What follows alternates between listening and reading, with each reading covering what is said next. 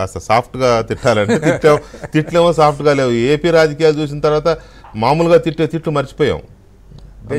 జాలి పడాల్సిందే తప్ప.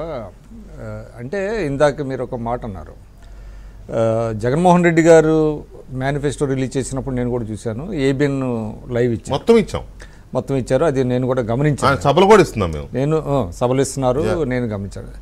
వాళ్ళు ఇవ్వటం లేదు. దీనికి కారణం ఏంటంటే బేసిక్గా రాధాకృష్ణ గారు జర్నలిస్టు. ఆయనకి తెలుసు జర్నలిజం యొక్క ఇంపార్టెన్సు, ఒక మీడియా సంస్థ ఏ విధంగా అది రన్ అవ్వాలి, ప్రజలకి వాస్తవాలు ఏ విధంగా చెప్పాలి, తర్వాత బ్యాలెన్స్ ఏ విధంగా చేయాలనే విషయంలో ఆయనకి ఇంకొకళ్ళు చెప్పాల్సిన అవసరం లేదు. అది పాటిస్తున్నారు ఆ ధర్మాన్ని.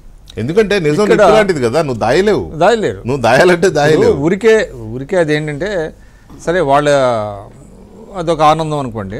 అయితే ఇక్కడ ఏమైందంటే ప్రాబ్లము, మనం మిగతా కొన్ని ఛానల్స్ కొన్ని సంస్థల్లో పెట్టుబడిదారులు పెట్టడం వల్ల, తర్వాత వీళ్ళు ఏంటంటే more loyal than the kings అన్నట్టుగా, రాజుని మించిన రాజభక్తి ప్రదర్శించినట్టుగా కొంతమంది జర్నలిస్టులు అక్కడ ఎవరైతే who are at the helm of affairs ఉంటారో వాళ్ళు ఏంటంటే ఇట్లా మీరు చెప్పినట్టుగా ఏకలు పీకటం ఇదంతా కూడా. ఇప్పుడు చాలా స్పష్టంగా ఆయన వ్యవహారాల ఇన్ఛార్జి ఆయన చాలా ఇది ఎందుకంటే ఈ మేనిఫెస్టోలో ఉండే ఫైనర్ పాయింట్స్ మీద ప్రజల దృష్టి ఉండకుండా దాన్ని మళ్లించడానికి ఇది ఒక చీప్ ట్రిక్స్.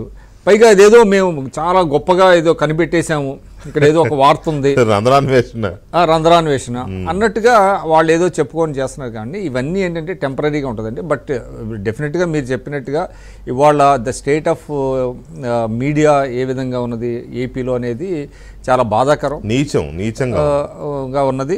సో అయితే టెంపరీగా వాళ్ళు ఏదో వైకేరియస్ ప్రెషర్ అంటారు, ఆ వైకేరియస్ ప్రెషర్ వాళ్ళకు లభించవచ్చు. కానీ ప్రజలకి రీచ్ అవ్వాల్సినటువంటి బాధ్యత, దీన్ని ప్రజల్లోకి పంపాల్సినటువంటి బాధ్యత కూడా అటు టీడీపీ మీద ఉన్నది, జనసేన మీద ఉన్నది, అదేవిధంగా మీడియా మీద కూడా ఉన్నది. నేను అందుకనే మేనిఫెస్టో చర్చించాలి.